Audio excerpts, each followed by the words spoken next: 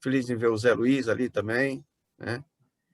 O Nelson, que a gente convive lá na igreja, convivia na Igreja da Liberdade até um ano e pouco atrás, quando começou toda essa pandemia que tem assolado o mundo inteiro, não só o nosso país, mas como o mundo inteiro também. A gente pede a Deus que nos ensine o que Ele deseja ensinar através de toda essa crise. Eu costumo dizer que Deus colocou o mundo inteiro de joelhos perante Ele. Agora, o que nós devemos fazer é tentar entender o que é que o Senhor quer nos dizer e nos ensinar através dessa crise de saúde mundial. Quem tem ouvidos para ouvir, que ouça, né? Então, nós temos mais é que estar atentos para saber exatamente o que Deus quer dizer com tudo isso. E o assunto que a gente vai debater hoje é um assunto que assola muito as nossas igrejas. Já foi pior, está um pouco melhor agora, mas nós temos uma tendência natural a imitar, né? Então, a gente tem imitado muito, por muitos anos, por talvez 20 anos, imitado algumas coisas que vêm de fora, né? Especialmente do país mais cristão do mundo, que é os Estados Unidos. Então, muita coisa que a gente está fazendo hoje, lá eles já deixaram de fazer. Já estão partindo para outros caminhos e que fatalmente nós vamos chegar nesse ponto também. Mas eu gostaria que a gente fizesse uma viagem sobre as tendências atuais da música na igreja. Primeiramente, eu gostaria de falar sobre a música no culto. A música é, sem dúvida, a mais sublime de todas as artes, não há dúvida sobre isso. E a mais significativa de todas as expressões humanas. A música tem o poder de influenciar atitudes, acalmar temperamentos revoltosos, modificar estados de humor e, em certos casos, até de transformar conceitos e filosofias. Nós temos visto isso através da história. O povo de Deus tem dado um lugar de destaque na música do culto através dos séculos. Desde a primitiva canção de Moisés até a música elaborada do templo, o uso da voz, tanto quanto o uso de instrumentos, eram feitos de forma devocional e de uma forma muito responsável. A música do povo de Israel consistia em cantos de louvor, gratidão, instrução, experiência pessoal e até celebração de fatos históricos. Já existiam, desde a igreja primitiva, cantores, coros, instrumentistas, professores, diretores que hoje correspondem aos nossos regentes, compositores e etc. O livro de Salmos é considerado o primeiro hinário do povo judeu. Por volta do ano, talvez 1050, 1080 a.C., o rei Davi nomeou os levitas como responsáveis pela música no templo e também pela liturgia dos que a gente poderia chamar os cultos da época. Em Crônicas, por exemplo, dando base bíblica ao que eu estou dizendo, nós encontramos designou entre os levitas os que haviam de ministrar diante da arca do Senhor e celebrar e louvar e exaltar o Senhor, Deus de Israel, a saber, Asaf, o chefe, Zacarias, o segundo, e depois Jeiel, Semiramote, Jeiel, Matitias, Eliabe, Benaia, Obed-edom, com alaúdes e harpas, e Asaf fazia ressoar os símbolos. Então, a gente vê a organização quase que de uma orquestra, cada um tinha a sua função. Os sacerdotes Benaia e Jaziel estavam continuamente, pela primeira vez,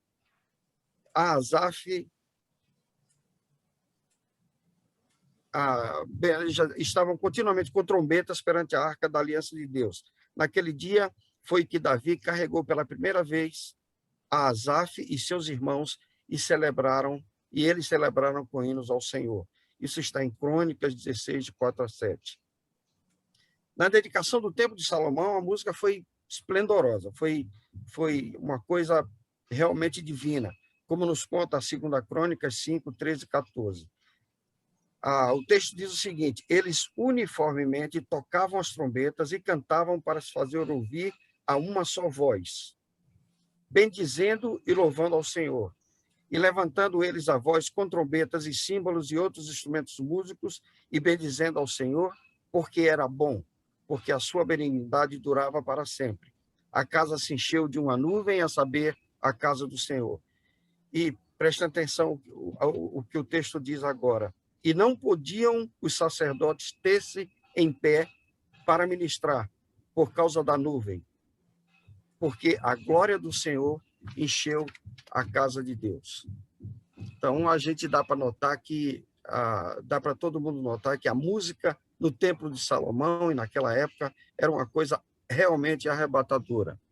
Eric Routley, um grande escritor, século XX, enumera 3 características básicas da música no Velho Testamento. A primeira, a música era uma consequência natural da condição da mente, isto é, tratava-se de um reflexo natural do pensamento do adorador, voltado para Deus, para sua grandeza e sua bondade.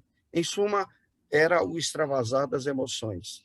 Segundo, a liturgia era a moldura desta mesma música. E terceiro, a música tinha um poder mágico de influenciar, de agir, de modificar comportamentos, como já foi dito anteriormente.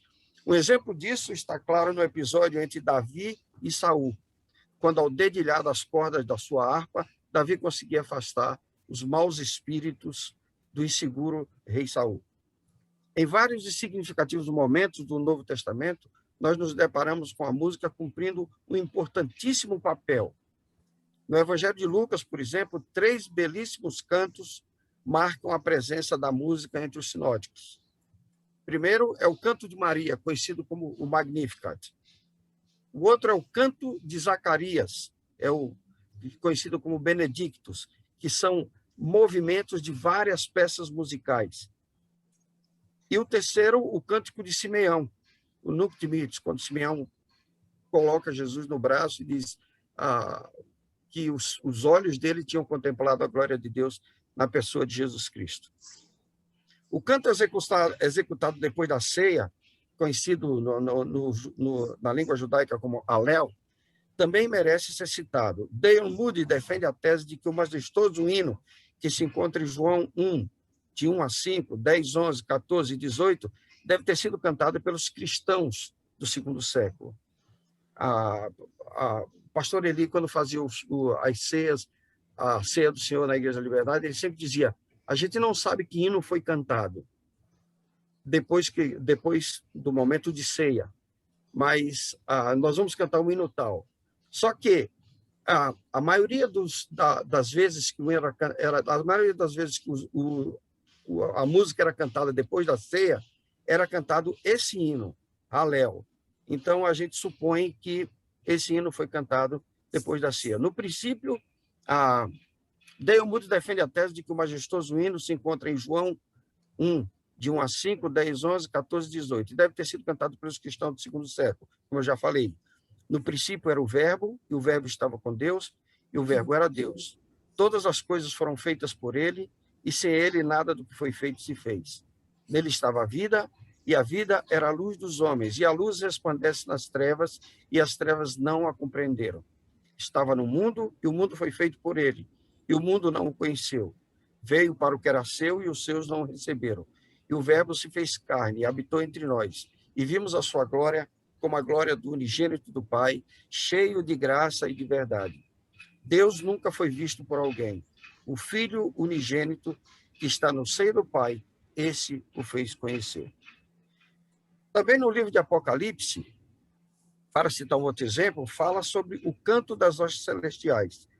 Na visão de João, o povo cultua e adora a Deus através da música. O texto diz o seguinte: e todos os anjos estavam ao redor do trono, e os anciãos e os 4 animais, e prostraram-se diante do trono sobre os seus rostos, e adoraram a Deus, dizendo: Amém, louvor e glória e sabedoria e ação de graças, honra e poder e força ao nosso Deus para todo sempre. Amém. Amém. Caminhando um pouco para a renovação da música através da história. Primeiro nós vimos a música no culto, baseado na Bíblia, e agora através da história. Dentro da história cristã primitiva, as igrejas da Síria foram as primeiras a desenvolver uma hipnose cristã, mais tarde declarada como herética. O professor gnóstico Bardesanes, nascido em mais ou menos 154, ele escreveu, juntamente com seu filho Harmônios, uma grande porção de canções líricas, as quais pregavam o evangelho falso e distorcido. Argumentos ortodoxos e heterodoxos foram defendidos através do canto de hinos, que se tornaram populares, como é o caso de Ários. Efraim Círios também fez uso dos hinos, por sua vez, para antagonizar Ários, ou seja, pregando diferentes filosofias e doutrinas através da música. Ambrósio usou melodias já existentes e popularmente conhecidas como textos puramente bíblicos. Foi também o primeiro a empregar a estrutura rítmica silábica, que são os cantochões, que depois foram codificados pelo Papa Gregório II e se tornaram os conhecidos cantos gregorianos que são executados hoje. E esses cantos eram largamente utilizados em missas e, mais tarde, como eu já disse, codificado pelo Papa Gregório I, criando, então, os chamados cantos gregorianos. A Idade Média, o canto coletivo congregacional foi reprimido nos encontros espirituais, cultos ou missas, né? Para evitar que compositores hereges transmitissem seus conceitos espúrios. É, porém, um erro admitir que a participação congregacional desapareceu totalmente. O canto congregacional foi perpetuado nas regiões extralitúrgicas. No século VIII, por exemplo, quando Francisco de Assis liderou o movimento evangélico na Itália, pregando simples verdade do evangelho, da soberania salvadora e da morte de Cristo e da Trindade, a música era, sem dúvida, parte importante e integrante da sua estratégia de pregação. Seu refrão principal era conhecido por laude, que depois, no século XVII, XVIII, foram evidenciados nos melismas da música coral da época. Mostrou também a influência secular do cancioneiro e trovador francês. Na Reforma, a música congregacional foi a base do culto litúrgico. Calvino seguiu a rota vernacular do salmo metrificado, colocado em melodias chamado Geneva Jigs. Por vários anos, os autores dessas melodias foram motivo de pesquisa e até de debates. Hoje, já se sabe que muitas dessas melodias são adaptações de canções folclóricas alemãs e francesas. Um biógrafo que trabalhava para Louis Bourgeois, editor do Saltério de Genebra, explica: compositores daqueles dias trabalhavam bem mais o lado harmônico do que o lado melódico e usavam como assunto qualquer material que servisse a seus propósitos. A diferença estilística entre a música sacra e a música secular praticamente não existia. Lutero, o grande nome da Reforma, foi quem mais usou as músicas profanas para conduzir suas teses e doutrinas para o povo. Não podemos esquecer, contudo, que os propósitos de Lutero eram fortemente pedagógicos. Ele queria passar as suas teses e as suas doutrinas. Ele traduziu a missa para o vernáculo do povo, que lá era o alemão, e escreveu hinos para ensinar doutrinas como o batismo, comunhão e os mandamentos. Lutero não foi o maior músico da Reforma. Aliás, o maior músico era aquele que não usava a música na Reforma, que foi exatamente Zwinglio. Mas Lutero usou aquilo que ele tinha. Ele tinha as músicas profanas e daquelas músicas que era conhecida e cantada pelo povo, ele incluiu as suas teses com a nova letra e assim ele obteve muito sucesso na propagação de suas doutrinas. Wesley era um grande nome do século VIII. Com ele, os hinos evangelísticos fizeram parte integrante do grande avivamento daquele século. A pregação de John e Charles Wesley deram início ao aparecimento das canções evangelísticas e canções de apelo. De lá para cá, apareceram os famosos camp meetings, que eram acampamentos ao ar livre ou em tendas, como as de circo, para adoração a Deus, onde a música congregacional e a pregação da palavra eram muito intensos.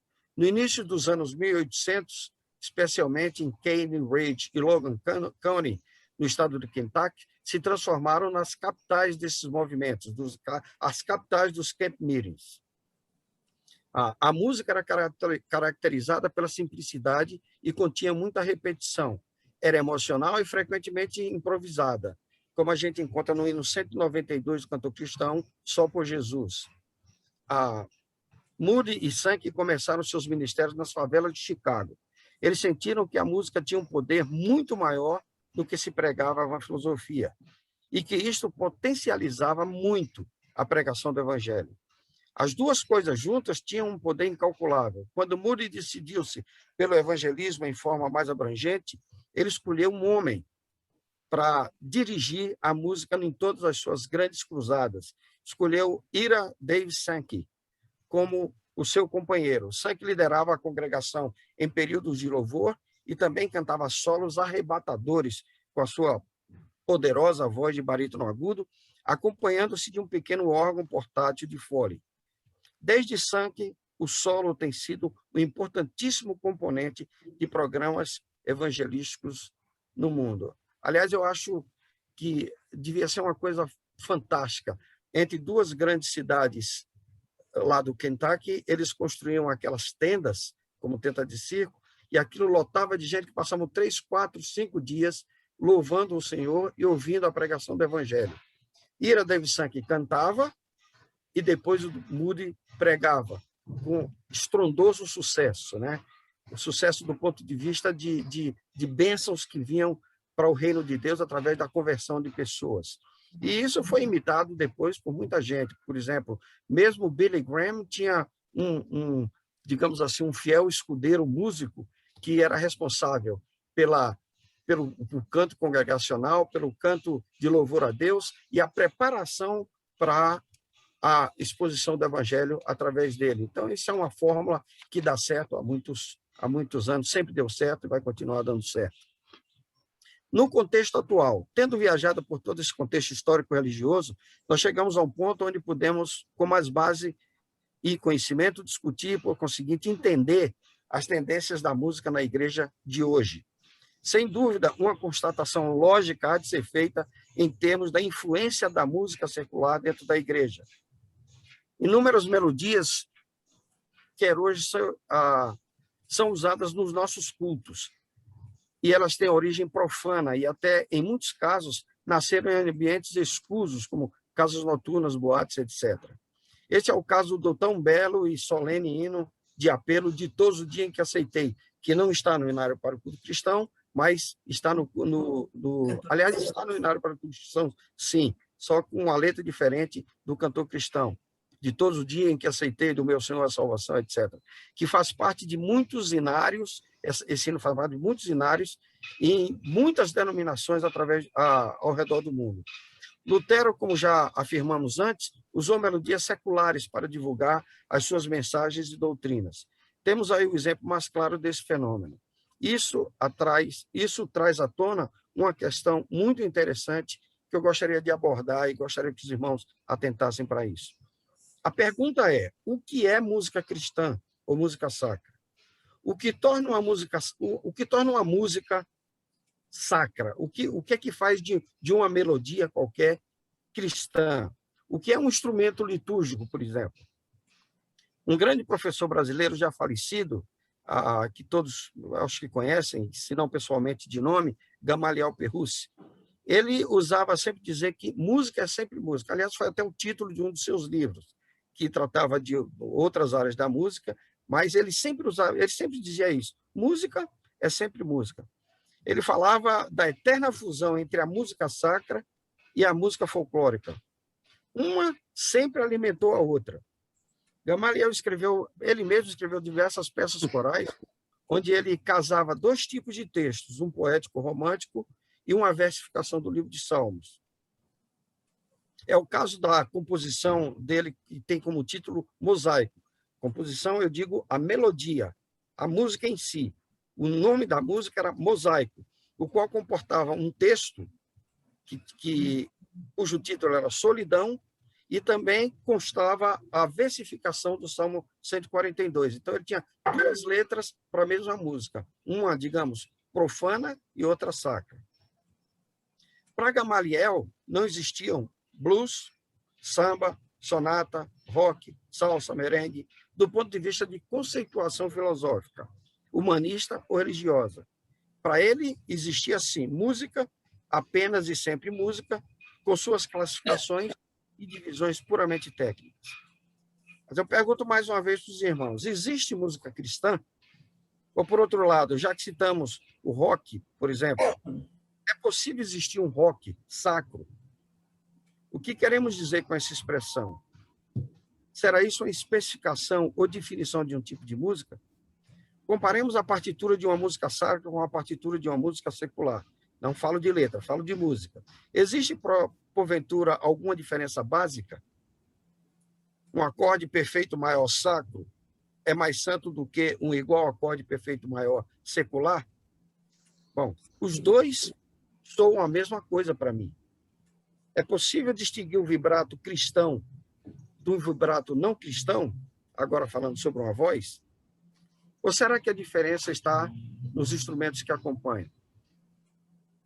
Meus queridos irmãos, na minha forma de ver, toda música, em todos os seus estilos, seja ele qual for, pode ser sacra e pode honrar o nome de Deus e levar a sua mensagem. Todos os instrumentos de cordas, violinos, violões, harpas, guitarras, percussão, bateria, pandeiros, tímpanos, woodblocks, tamborins, bongos, xilofone, etc.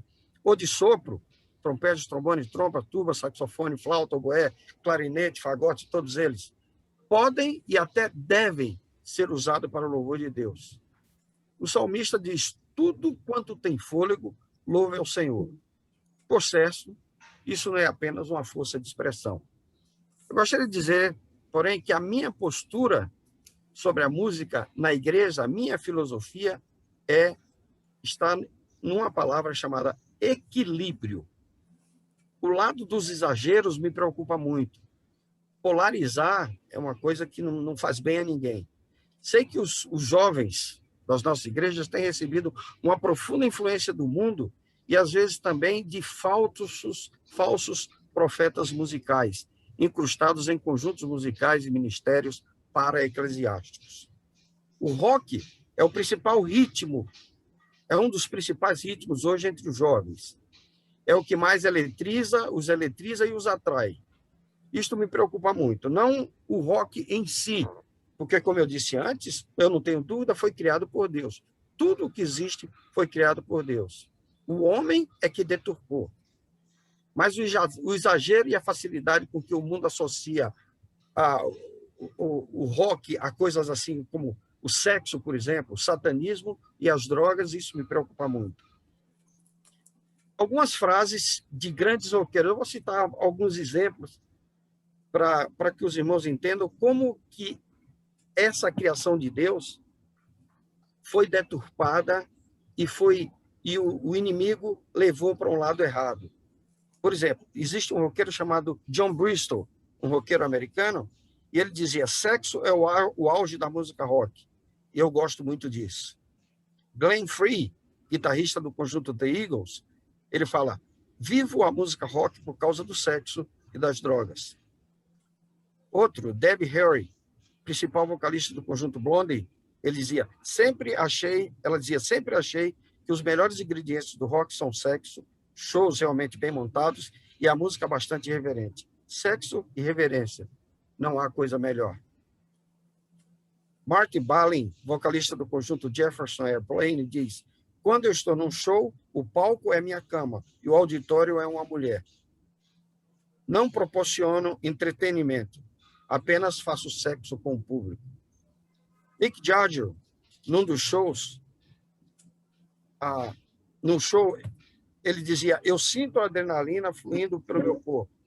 É algo sexual. Eu seduzo meu público e o estupro quando estou cantando com ele como se o público fosse uma prostituta. E sai por aí afora.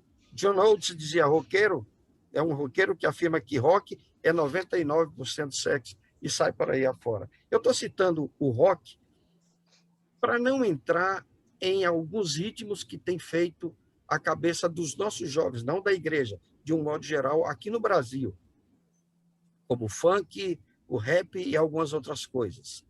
Mas todos têm a mesma raiz, que é o desvirtuamento da coisa sacra, da coisa de Deus, para o uso de Satanás.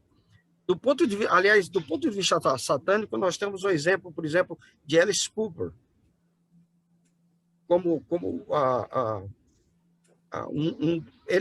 ele era um filho de um grande pastor evangélico, para começo de assunto.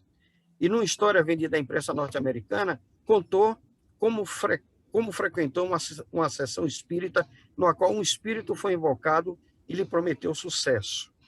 Nessa época, ainda não atendia pelo seu verdadeiro nome, que era Vincent Furriel. Esse era o nome do Alice Cooper.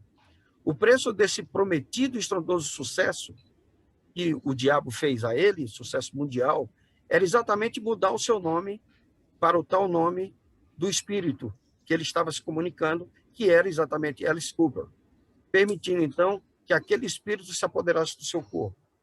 Durante uma aparição no programa infantil, pasmem os irmãos, a sua aparição, a personificação de Satanás da vida dele, aconteceu numa apresentação dele no programa chamado Muppet Show, que era um programa infantil. E, na realidade, isso aconteceu. Os tão famosos do século passado, Bee Gees, eles lançaram um disco há mais de 20 anos, chamado Main Course, que contém uma música cujo título é To the Edge of the Universe, até o fim do universo, que se baseia no nome do espírito maligno Shenadora.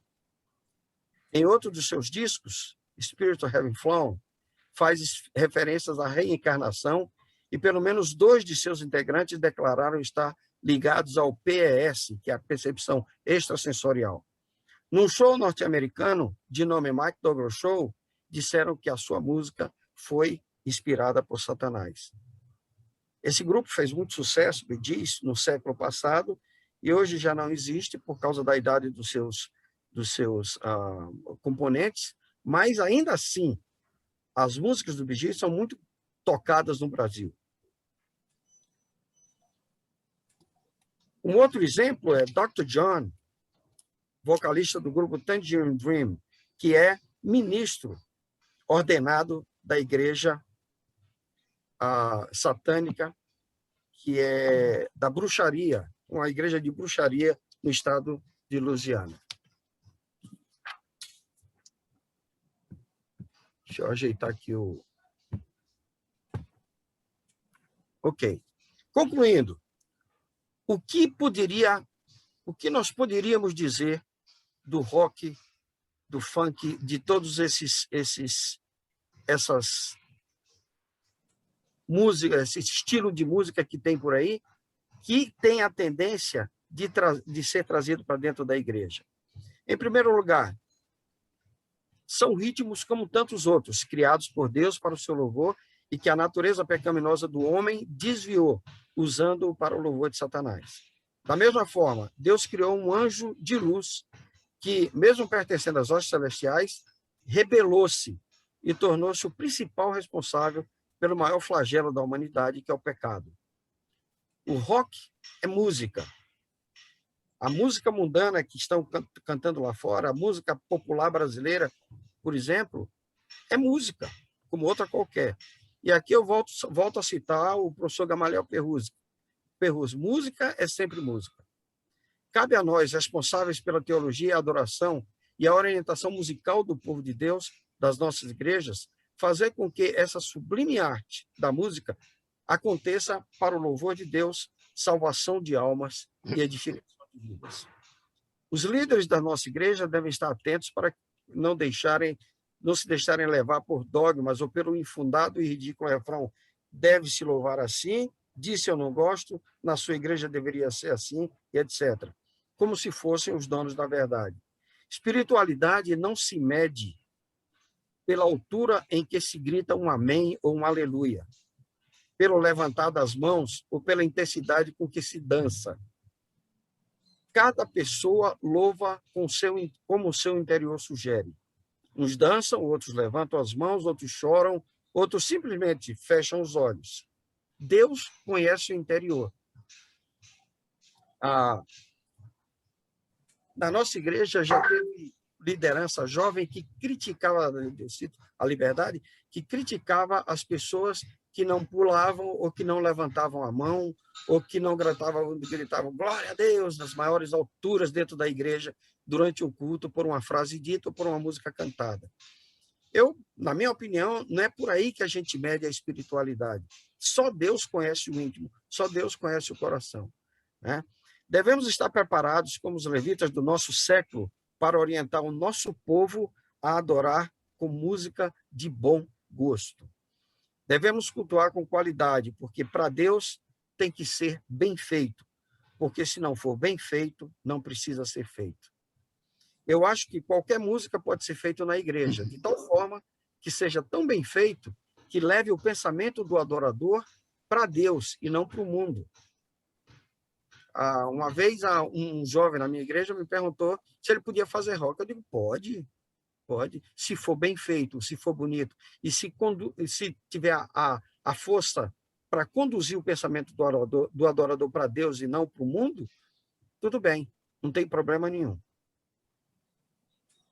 Não tenho a pretensão de achar que todo mundo, ou vocês, nessa situação de hoje, nesse encontro que nós estamos tendo, não tem a pretensão de achar que todos vão concordar comigo naquilo que eu digo, que eu estou dizendo nessas palavras de hoje de manhã. Porém, isso é fruto de experiência vivida por mim ao longo de 35 anos de ministério, que fiz agora em março, só na Igreja da Batista da Liberdade. A minha palavra de ordem nessa questão é equilíbrio. Muito tenho aprendido na igreja, que tenho trabalhado nesse tempo todo sobre isso. Palmas, gestos, expressões de adoração, dança e outras coisas não podem ser vistos como uma ameaça à ortodoxia ou perda de identidade denominacional. Eu diria que essas coisas não devem ser incentivadas, mas também não podem ser reprimidas. Tem que ser olhada com amadurecimento espiritual e entendendo até onde isso tudo vai edificar os membros da nossa igreja ou vai nos ajudar a trazer almas que não têm Jesus para dentro da igreja. Mais uma vez, eu falo a palavra equilíbrio. A responsabilidade das nossas igrejas é muito grande. Devemos incentivar a música mais descontraída, que encontramos em vários cânticos, mas não podemos esquecer a música coral, por exemplo, a música orquestral, por exemplo, o canto congregacional com hinos que às vezes datam de séculos e séculos atrás e que serão cantados até a volta de Jesus. Amém. O ideal é que nós tenhamos aqueles membros das nossas igrejas mais velhos cantando com entusiasmo a música dos jovens e os jovens cantando com todo fervor os hinos congregacionais. Que segurança sou de Jesus, Castelo Forte é nosso Deus, sou feliz com Jesus, e outros hinos, Santo, Santo, Santo e tal, eu considero como músicas perenes, que nunca vai cair de moda, nunca vai perder sua força. Esse é o problema dos corinhos, dos cânticos. Aliás, o pastor Plínio Moreira, falecido, ele reclamava da gente chamar de corinho, porque ele dizia, corinho é de porco. Porco é que tem corinho, nós vamos chamar de inetos.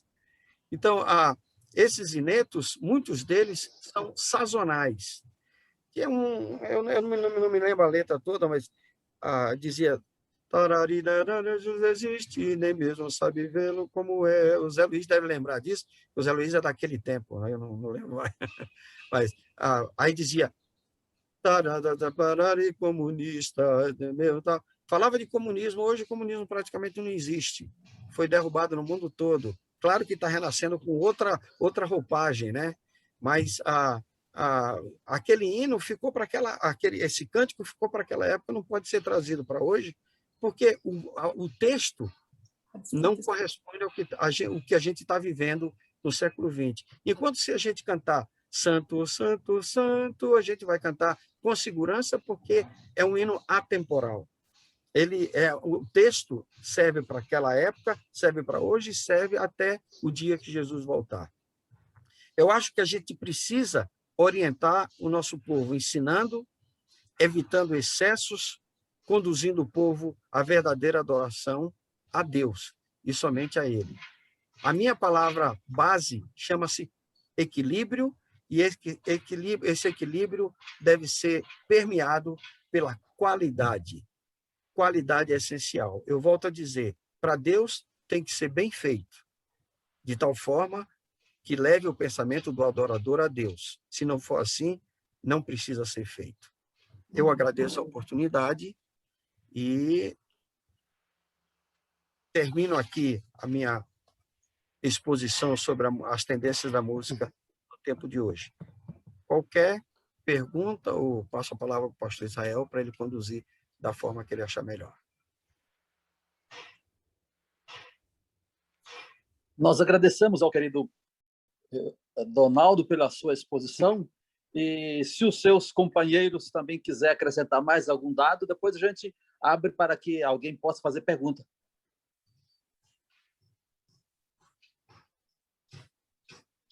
Se o Rafael, deixa eu só falar, se a Lucimara, o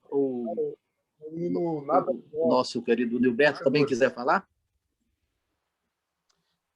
Eu preferia ter aquele tempo, eu tenho aqui algo organizado e tal, se você me permitir, me dar um tempo. Deixa eu falar, que evidentemente vai cruzar, vai inclusive talvez complementar ou fazer uma espécie de contraditório, digamos, não a fala do maestro, mas enfim, para o pensamento dos demais, do pastor, dos músicos e tal.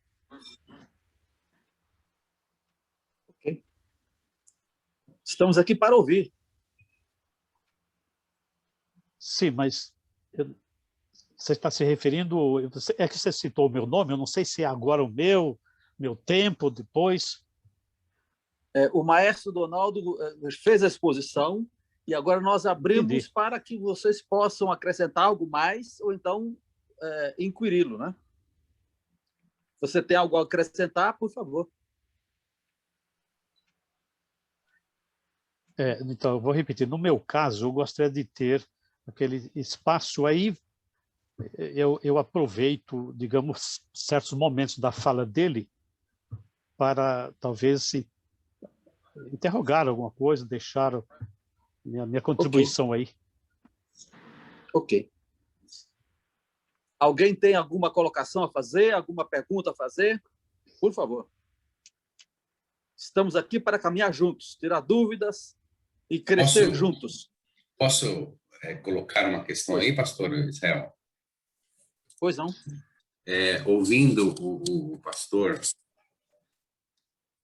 Donaldo, eu não mais sou ou pastor. menos o ministro de música Isso, Donaldo, obrigado. Ele foi meu professor na teológica também. Então, eu já conheço o Donaldo desde que você dava aula na teológica, Donaldo.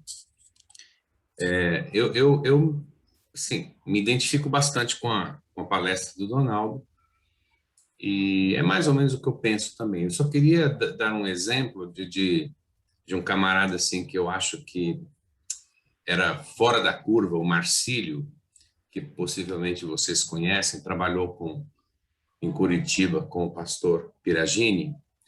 O Marcílio, ele fazia uma mistura de panela com órgão.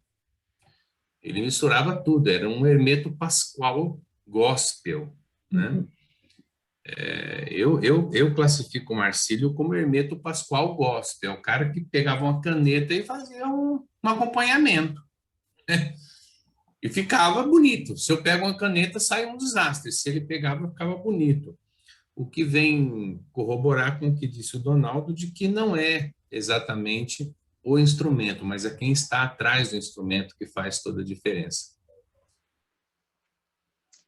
Eu gostaria de colocar aqui, assim, aproveitando a palavra maravilhosa, Donaldo, você... Olha, estou cheia de anotações aqui que eu já peguei para pensar um pouco mais.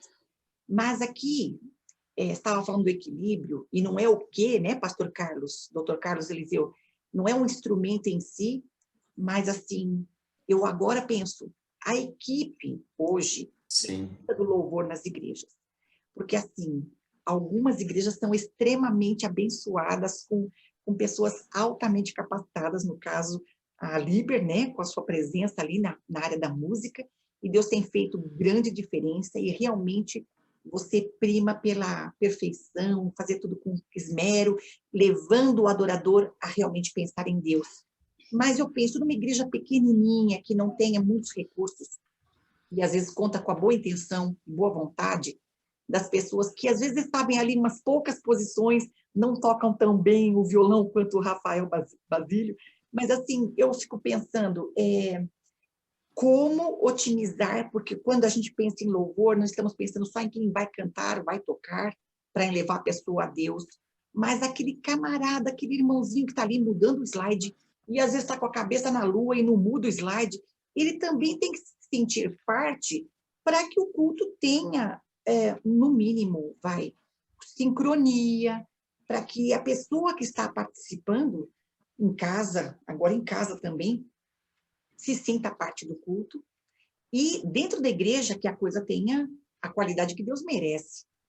Então, a palavra equilíbrio aqui, eu penso assim também no esmero ou preparo mínimo necessário para que esse culto e esse louvor dentro da igreja, a música dentro da igreja, ela cumpra o papel dela, porque ela tem uma funcionalidade, né, Donaldo? Você não concorda?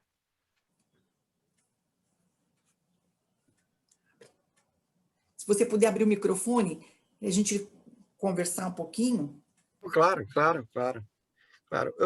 Eu costumo dizer o seguinte, já indo um pouco além do que você está falando, nenhuma igreja que tenha um ministério de música forte no mundo começou grande. Todas elas começam com 2, 3, 4 pessoas. Por exemplo, a história da música, deixa eu dar o exemplo da Liberdade, que é o que eu conheço mais. Os irmãos me perdoem por isso. Mas a história da música da Liberdade começou muito lá atrás, com o Maestro Sabeta. Depois veio a Yara Lemen, que foi inclusive lá do Brooklyn, é gente lá no Brooklyn também. Aí depois, com o pastor Herodice de Queiroz, veio a Heroísa, filha dele, que é uma grande musicista. E a Igreja da Liberdade, por tradição, sempre primou por ter uma boa música. E o grande impulso que a música da Liberdade recebeu foi através do Homem Rosa, que ficou 12 anos aí. Então, foi a primeira igreja no Brasil, acho que a segunda, a primeira foi na Brasilândia, mas foi a primeira igreja no Brasil, a segunda igreja no Brasil, de uma forma mais, assim, mais direta, que resolveu sustentar em tempo integral um ministro de música. Aliás, no começo ela nem queria, então, 2 membros da igreja, o inscreveu na empresa para ter os direitos trabalhistas e o outro pagou o salário durante 6 meses, porque a igreja não queria. Depois, o pessoal, quando viu o trabalho feito em 6 meses, a igreja assumiu, encampou o ministro de música e está até hoje, né? O que acontece é que as nossas igrejas, mesmo pequenas, não acham que é a prioridade a música. Uhum. Então, se tem alguém que toca 3 posições no violão, então coloca aquele irmãozinho lá para fazer, e vem aquela história que eu falei no meu relato sobre imitação.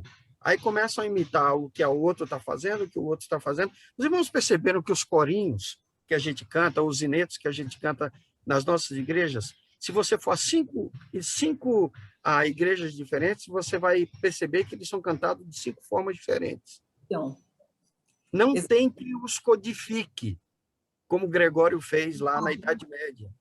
Não tem um padrão. Vim para adorar-te é cantado com inúmeras letras. Aliás, o irmão estava falando sobre a base do culto durante a Reforma, e o senhor praticamente falou sobre as paródias, né? Que ele tomava uma letra ali. Então, a letra do ineto, do cântico, e dos hinos que nós cantamos, do cantor cristão ou do inário para o culto cristão, é que fazem a diferença. É o que torna, digamos, a música profana ou cristã para adoração. Exato. É a funcionalidade que a gente dá para aquela música. É isso? Exato, Tá. certíssimo. Agora, deixa eu perguntar uma coisa aqui para o Rafael Brasílio, que é um ministro mais jovem um pouquinho, e aí eu vou aproveitar e perguntar. Porque eu tenho sede de saber, gente, a minha igreja tem muito pouco nessa área, né? Então, assim, eu domino o piano, puser cifra, puser partitura, eu leio qualquer coisa, né? Mas, assim, poucos são os que têm esse domínio. Então, Rafael, me diz uma coisa, você que está mais na vanguarda, aqui mais jovenzinho, os cânticos e os hinos. Claro que os jovens, em geral, querem o culto cheio de cânticos. Quando canta o hino, torce o nariz. Mas eu amei o que o Donaldo falou, que ele quer ver os jovens cantando os hinos, né? Santo, Santo, e esse, você mesmo dirigiu a gente com uma mescla. Eu achei isso muito legal. De tudo que você cantou Hinos hoje, e cânticos. eu só não conhecia o segundo. E assim, logo como você pôs a letra, logo eu já fui indo atrás. Mas assim, a igreja precisa ter os dois. E a questão de criar os medleys, né, misturando cânticos com os hinos, eu acho que é um bom ponto para a gente ter esse equilíbrio que o Donaldo está apresentando aqui para nós. O que você acha, Rafa? Então, tudo que a gente está conversando, talvez até um pouco do que você perguntou para o Donaldo antes, ele passa sobre a formação do músico, né? A formação do líder de música. Não dá para a gente exigir de um líder que não tem formação como se ele soubesse de tudo, né? Se a gente não oferecer formação para esse líder de música da igreja, seja o tamanho que for, seja se ele é assalariado ou se não é, né? Até voluntário, se a gente não mandar ele para uma escola de música, não ver cursos para ele, a coisa vai continuar do mesmo jeito, não vai melhorar, ou pior, talvez piore, porque ele vai copiar o que é feito em lugares que talvez ele não deveria copiar, né? A internet é uma bênção, né? Não tem mais volta, a gente só hoje está conseguindo fazer essa reunião porque existe esse mecanismo de reunião, e a internet trouxe para nós uma oportunidade de crescimento gigante. Qualquer coisa que você pesquisar no YouTube, você vai encontrar. Ontem, essa semana, a gente teve um problema num cabo aqui na igreja, num cabo SDI, cabo de filmadora. E eu fui e comprei uns plugs, porque eu não queria ir na Santa Efigênia, porque ela está lotada de gente, algumas lojas fechadas. Eu falei, eu vou comprar pela internet e vou me aventurar. Eu fui e pesquisei como montar plug SDI no YouTube. E o cara me ensinou, entendeu? E eu consegui fazer. Então, se você tinha um pouquinho, qualquer um, né, membro de igreja, tinha um pouquinho de interesse, pesquisar no YouTube, você vai encontrar algo muito bom, né, provavelmente. Falando um pouco sobre a questão dos hinos, o Donaldo fez uma excelente explanação sobre a história da música cristã na Bíblia, no mundo e também, por que não, no Brasil. Mas, e toda a música que veio depois, ou a nova música, ela é sempre rechaçada de alguma forma, né? Toda música que chegou, que está tocando hoje na rádio, a gente vai questionar e talvez daqui 5, 10 anos a gente vai cantar, né? Ou não. Mas eu acho que isso é uma coisa boa, né? Aqui na minha igreja, por exemplo, eu não gosto muito de ouvir rádio. Acho que eu trabalho muito com música, para ficar ouvindo rádio não funciona para mim. Mas eu me forço a ouvir música. Eu me inscrevi em vários canais no YouTube que passam músicas da atualidade, né? Novas músicas gospel. Se você pesquisar no Deezer tem, no Spotify tem. Eu separo partes do meu dia onde eu escuto músicas novas. Eu fico fazendo e fico escutando. Ah, essa música é legal. Aí eu separo. Mas eu nunca canto. Ela fica aqui no meu arquivo. Daqui uns 2, 3 anos eu volto e falo, poxa, essa música realmente, ela persistiu, essa música realmente é boa, essa música vale a pena a gente tocar. E a gente vai e canta aqui na igreja. Então, eu dou aqui na igreja eu costumo dar um espaço de tempo para as músicas novas. Eu não saio cantando tudo que aparece nesse exato minuto. Alguns lugares gostam de fazer isso para poder se manter antenado, né? Poxa, cada um faz o que acha que deve fazer. Eu não gosto de ser assim, eu gosto de dar a dúvida do tempo para poder fazer as músicas novas. Sobre os hinos, aqui na igreja, a gente identificou uma dificuldade não só dos mais jovens cantarem uns hinos, mas dos mais idosos também, de uma forma eles gostavam mais de contemplar a música sendo cantada do que cantando especificamente. E a gente foi identificando isso por um período de tempo até que grande, até que cheguei uma hora que eu falei, desse jeito não dá para continuar. Ou a gente corta os hinos, ou a gente é criativo. Então, aí fomos pesquisar, e se você procurar no YouTube aí hinos, arranjos de hinos modernizados, hinos contextualizados, você vai encontrar um monte na internet. Um monte na internet. E existem arranjos muito bons que não se caracterizam os hinos, que mantêm a melodia, mantêm a métrica em muitos deles, e são arranjos mais contemporâneos, que são de mais fácil acesso para os mais jovens, e de um canto mais fácil para os mais antigos também, porque estão tonalidades um pouquinho mais baixas, né? Não são tão agudos para cantar. Então, aqui na igreja eu costumo trabalhar com hinos arranjados, né? Mas não tocados de qualquer jeito. Inclusive os cânticos também, né? Eu falo sobre a formação de músicos, e talvez eu esteja entrando em outros assuntos, mas a gente tem que tratar a música com seriedade e com preparo, né? Graças a Deus eu tenho o privilégio de trabalhar aqui na igreja, e eu sou integral aqui, 24 horas eu tenho tempo para poder sentar aqui na minha sala e escrever as minhas músicas, os arranjos, mas todas as músicas que nós tocamos aqui na igreja, eu escrevo partitura. Todas. Não tem nenhuma música que vai chegar na pasta do músico lá que vai chegar a cifra. Não existe. Baixou todas as músicas e põe lá. Porque aí, às vezes, não está nem encaixada a cifra na sílaba que precisa ser trocada, e aí vai, Isso. Né? Então, todas as músicas nossas aqui tem partitura. Desde a introdução, refrão, divisão de voz, tudo tem na partitura. Aí você fala, Rafael, mas todos os seus músicos sabem ler partitura? Não. A gente está treinando aos poucos, né? Então, primeiro, a primeira coisa que eles aprendem a ler a partitura é se situar. É saber aonde que a música começa, aonde está o refrão, como que volta, por que volta, e assim vida que segue. E a gente vai formando os músicos até chegar num ponto que hoje, por exemplo, graças a Deus, a gente consegue ensaiar 10 músicas num ensaio de 2 horas e deixar as músicas prontas para um culto. Porque eles sabem para onde vai, e o ensaio é muito mais fluido, né? Pastor Marcos, você quer? Irmãos, deixa eu aproveitar a qualidade de vocês. Eu sou um pastor jovem, né, de uma outra geração, perto do Israel, então eu sou um adolescente, né? Eu tenho algumas características a nível de personalidade. Para vocês terem ideia, o meu negócio é motocicleta. E com isso eu tenho uma personalidade minha. A minha pergunta é o seguinte: entre nós pastores, existe um grupo de pastores que eles são tecnicamente tão bons nos seus sermões, só que eles não conseguem sair da informação para chegar na formação. A informação, o nível de qualidade dele, tecnicamente, é muito bom, mas ele não consegue alcançar o coração, não consegue... A gente percebe que existe isso.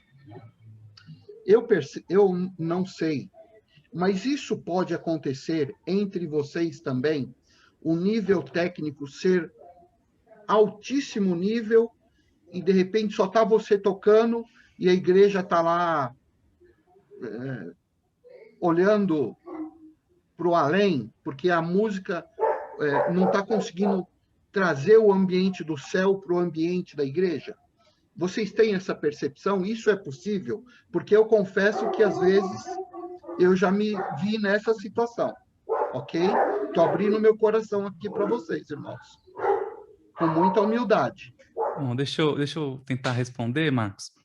Eu sou jovem, né, como a Lucimara disse, eu tenho 35 anos, mas graças a Deus eu tenho já 12 anos de ministério. Eu tive o privilégio de ser seminarista numa igreja e servir agora na minha segunda igreja. Onde eu era seminarista, na primeira igreja batista no Itaim Paulista, pastor Arídio Pinto Barreto, talvez alguns de vocês o conheçam. Lá nós tínhamos um esquema muito legal. Nós tínhamos um grupo de metais muito bons. Eu não sei se os irmãos sabem, mas na verdade eu não toco violão, tá? Meu instrumento mesmo é trombone, é trombone de vara.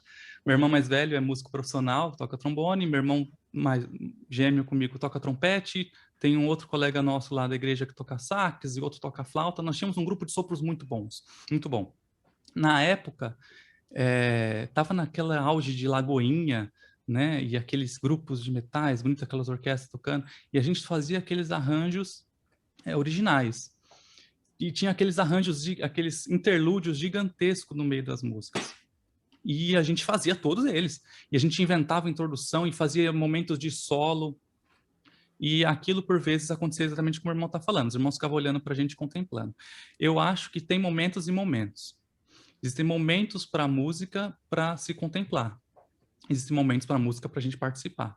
A música congregacional é para a congregação cantar, né? E existem músicas que a gente apresenta para os irmãos serem identificados pela mensagem ou pela musicalidade também que a música traz. Então tem que ter um equilíbrio. Aqui na igreja acontecem situações que tem os solos, os meninos ficam até bravos comigo, que eu estou percebendo que o culto, que a música não está rendendo e que os irmãos não estão respondendo, a gente corta no meio e vida que segue e volta, vai para o final, e a gente tem que ter essa versatilidade na hora do culto. Eles falam, poxa, mas eu ensaiei a música por uma semana, e eu falei, então, mas não era a hora. Na próxima vez, quem sabe, dá certo, né? E claro que tem que ser feito um certo equilíbrio, chega uma hora que o músico não vai nem ensaiar mais o solo, né? Então, para quem ensaiar, sendo que o Rafael vai cortar. Então, tem horas e horas para a gente fazer isso, mas tem que ter uma sensibilidade. Então, na verdade, aqui o que eu tento fazer é que tem horas e horas. Horas para a igreja cantar e horas para a igreja assistir e ser edificado pela palavra. Eu tenho uma dúvida, podia participar também? Pois não? Obrigado, pastor Israel. O nosso ministro aí, Donaldo, falou sobre a contemporaneidade da música dentro dos tempos, né? A questão da cultura e tudo mais. Então, começa lá com o povo hebraico que tocava a música dentro daquela cultura. Conforme o tempo passou, parece que também a música foi mudando dentro de cada cultura, né? Então, Lutero vai usar a música profana, e a música profana, pelo que eu entendi, ele pode me corrigir justamente para melhorar meu entendimento, foi a música profana que era daquela época, e aí ele me corrige se eu estiver errado. Então, quando a gente fala de música contemporânea, a gente está falando da música da nossa época, né? E da onde a gente está. Que a música que Lutero usou, provavelmente, deve ter sido bem diferente da música hebraica que os israelitas usaram, né? Aí eu estou pensando o seguinte, no nosso contexto hoje, nós que já temos alguma idade, a gente está muito ligado à música que influenciou nossa vida, nossos sentimentos, nossa história, e a gente gosta bastante de ouvir algumas músicas lá do passado, a internet até ajudou muito a gente ter acesso de novo àquelas músicas que a gente ama e tudo mais. Mas os nossos jovens têm sido influenciados como a gente nunca foi, porque eles ficam 24 horas por dia ouvindo música. E não é música de rádio, até o Rafael comentou, achei interessante. Porque a música de rádio, a rádio tem uma programação e ela impõe, né, a música. Eles ficam ouvindo nos aplicativos, que o Rafael também falou, no Deezer, no Spotify, onde ele escolhe o estilo de música ou as músicas que ele quer. Então, de um trabalho, o que a gente chamaria antes de um LP, né? De um trabalho, ele puxa uma música e música de outra, ele escolhe, ele faz a lista dele e fica ouvindo a lista dele. E esse tipo de música influencia muito o jovem hoje. Quando a gente chega na igreja, a gente tem vários contextos. Então, tem o contexto do pessoal aí que gosta da música mais antiga, do que a gente conhece bastante por música sacra.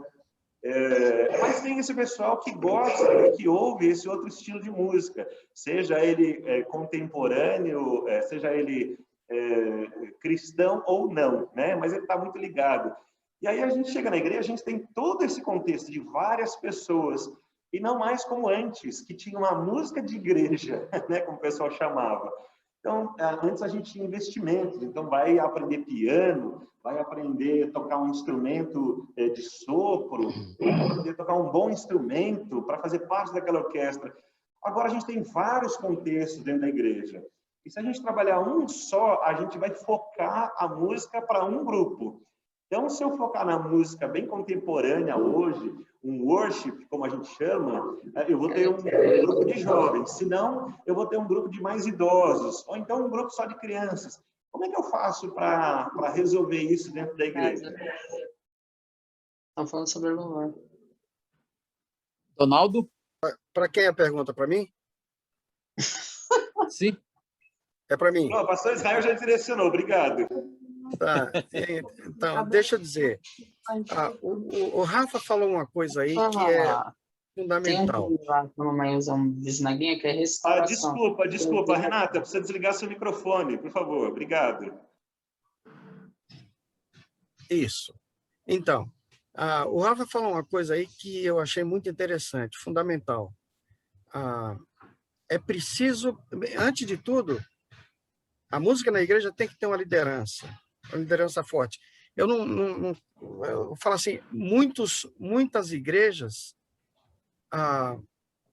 não querem mais ministro de música, querem um gestor de adoração e louvor. Aliás, a nossa faculdade teológica abriu mão de ter um curso de música para ter um curso de gestão de adoração e louvor. Verdade. A nossa faculdade teológica nivelou tudo por baixo. É isso que eu acho.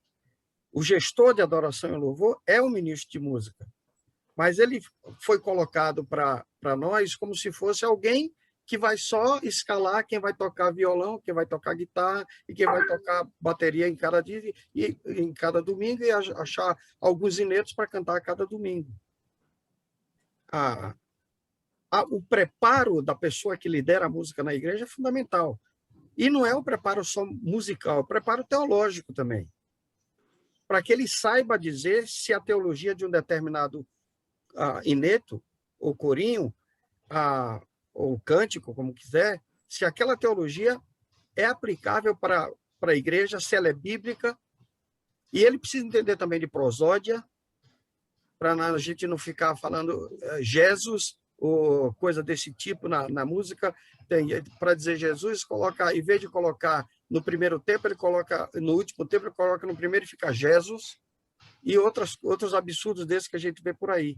Eu acho que nós não devemos nos curvar de uma forma tão, desculpa o termo, talvez seja pesado, mas de uma forma tão acovardada para a música lá de fora. Porque o jovem só... Então, nós existimos para educar e para ensinar. É por isso que Deus criou os levitas. Por isso que existiam os levitas, para educar, para ensinar e direcionar. Agora, com o tempo passando, as igrejas acharam que é muito caro ter um ministro de música, que não vale a pena, porque é caro mesmo ter ministério de música. A música é muito cara em qualquer lugar onde você estiver. Qualquer universidade de música, por exemplo, a Faculdade Teológica, uma dos argumentos é que o curso de teologia sustentava o curso de música. E qual é o problema? Que sustente, né? Mas fazer música na igreja também é caro. Sustentar um ministro de música, ter bons instrumentos. Quando eu falo instrumento, não falo piano e órgão, não. Eu falo até do tengo, reco, agogô, seja lá o que for. Né? Posso? É caro. Eu vou só terminar. É caro ter tudo isso. E o que acontece é que as nossas igrejas não estão dispostas a investir. O nosso orçamento é apertado, não dá. Então, não dá para ter. E nem nunca vai ter.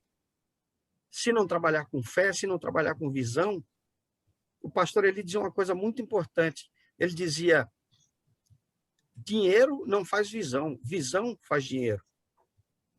Eu gostava muito quando ele dizia isso. Então, muitas vezes a gente não vê no orçamento como sustentar um ministro de música. Então, não quer abrir mão de muita coisa, que talvez nem seja tão importante assim. Não, investindo no ministro de música, você vai pegar o jovem da sua igreja e vai trazê-lo para o caminho de fazer boa música e de boa qualidade, sem deixar de cantar músicas que sejam mais descontraídas e que ele possa se identificar com a sua própria idade e com as coisas que ele ouve lá fora. mas a gente ensina a fazer aqui dentro as coisas que ele faz lá fora de uma forma que possa agradar a Deus, de uma forma porque, como eu disse, para Deus tem que ser bem feito, porque se não for bem feito, não precisa ser feito. Então é isso. Eu tenho, lá na nossa igreja, nós temos todo tipo de conjunto, todo tipo de música. Eu só brigo com eles para fazer bem feito. Ah, não, a gente chegar 5 minutos antes do culto, a gente dá uma passadinha. Passadinha nada. Sabe? Estuda antes. O baterista na Igreja da Liberdade tem sido incentivado, tem alguns que não fazem isso, mas tem sido muito incentivado a fazer bateria por música, para fazer bem feito. Nós temos uma escola de música, dá aula de violão, de guitarra, o Zé sabe disso, o Nelson sabe disso também, o Israel sabe disso, eles estão estudando lá na escola para tocar por música, e tocar bem tocado. A questão do coro, por exemplo, é uma questão muita gente acha que coro não deveria existir, é coisa do passado. Coro é bíblico. Não existe um grande cantor. Vamos citar os Estados Unidos. Não existe um grande cantor nos Estados Unidos que não tenha começado no coro. Whitney Houston começou no coro, Elvis Presley começou cantando no coro, todos eles começaram. No coro você aprende a conviver, você aprende a harmonizar, você aprende contraponto, você aprende tudo isso, que vai ajudar muito nos conjuntos da igreja, no que a gente chama de bandas. Então, eu acho que o que se está fazendo lá fora não pode ser mandatório dentro das nossas igrejas. Sabe? Os hinos podem ser cantados, como o Rafa falou, bota uma roupagem diferente nos hinos. Em vez de cantar peregrinando, vou pelos montes, canta peregrinando, vou pelos montes, e assim sucessivamente. Quando eu vejo a necessidade de fazer isso na Liberdade, eu faço. Se bem que a Liberdade canta muito bem os hinos congregacionais, sem precisar mudar muita coisa. Então, não é ou isso ou aquilo. É isso e também aquilo. A dilemática já era, a gente tem que ir para a dialética. É isso e também aquilo. São os hinos e também são as músicas mais jovens, mais ritmadas, e também os hinos. A gente não precisa polarizar, como eu disse na minha fala anterior. Não é polarizar, nunca é bom. Ficar no lado só nunca é bom. A gente vai ter muita surpresa quando chegar no céu. Né? Vai ter muita surpresa. E se a gente não estiver preparado para cantar todo tipo de música, a gente vai dançar. Eu estou brincando, óbvio, né? Mas o que a gente precisa levar muito a sério é não polarizar e ter de tudo na igreja, de tudo. Eu faço samba na igreja, tenho várias músicas corais que são puro samba. Aliás, não sei quantos de vocês conhecem o Eduardo Lakshevitz, lá do Rio de Janeiro, filho da Elza. Pastor, o senhor faz rock? Hã? Faz rock? Rock. Faço. Rock? Faz? Só apareceu um bom. Muito bom, pastor. Irmão, o senhor é top, Donaldo. Top. Mas pode ser um rock de qualidade, porque tem muito rock que é uma nota só, né? O samba de uma nota só. Mas se tiver um com melodia, a gente faz sim, já fizemos tanto. Sabe? Com todos os instrumentos correspondentes. Guitarra, baixo, já fizemos com repique, samba com repique, já fizemos baião, já fizemos chorinho. Tudo isso com qualidade torna porque nós cantamos para o louvor de Deus e para a edificação dos santos. Amém. Então, aquilo se ter na mente da pessoa que está lá e levá-la até Deus, qual é o problema? Posso fazer uma pergunta, pastor Israel? O Nilberto ainda não conseguiu falar? Olha, Israel, eu tentava fazer uma pergunta para o maestro, é que eu não sei, vou dizer, clicar aqui no lugar certo. O maestro Donaldo falou, repetiu aí umas 3 vezes a palavra educação, né? E aí eu iria perguntar a ele se não estaria justamente aí um grande problema, quer dizer, o rebaixamento, o empobrecimento da educação cristã. Quer dizer, música, uma das funções da música, sem dúvida nenhuma, é educar o homem na sua plenitude, espiritualmente, etc. E, entretanto, nós vemos hoje uma crise muito grande da educação, no sentido amplo, e a educação cristã. Por exemplo, nós temos aí as doutrinas, está tudo na rede, tudo disponível, na nuvem, mas ela não desce, na minha opinião, não desce. Há muitos filtros, e o fato é que as doutrinas formativas, educativas, sob o ponto de vista cristão, não chega aonde e a quem deve chegar. Isso constitui um problema e, vamos dizer, esse problema, inclusive do desequilíbrio. Quer dizer, o Donaldo insiste, e aqui na minha fala eu até tenho um parágrafo sobre o problema do equilíbrio. Quer dizer, enfim, nem a inovação exacerbada e nem a tradição exacerbada. Quer dizer, nenhum dos extremos nos convém. Mas eu não vejo realmente, Donaldo, eu não vejo equilíbrio, tanto na quantidade quanto na qualidade. Equilíbrio, bom senso, meio termo, são virtudes raras.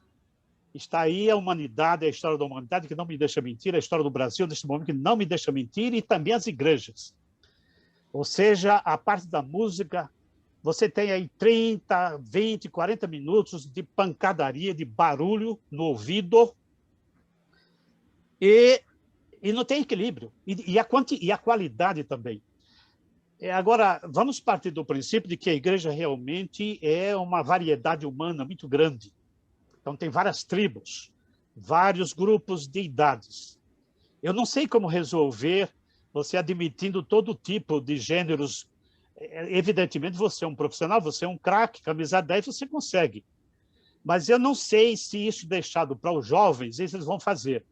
E, além disso, Donaldo, eu acho que nem é uma questão de pensamento, quer dizer, a música levar o pensamento, é uma questão muito mais complexa de espiritual. Quer dizer, o homem profundo, o homem essencial. A igreja é o lugar, vamos dizer, do canônico, do eterno, o lugar, vamos dizer, do permanente, não é? E a música, essa música que está aí, ela é muito mais elementos materiais, ou seja, auditivo, visual, palco, plateia, movimentos. Eu não sei como é que faz a ligação, né? Como é que essa música vai atingir o homem, quer dizer, espiritualmente. Eu, pessoalmente, não consigo.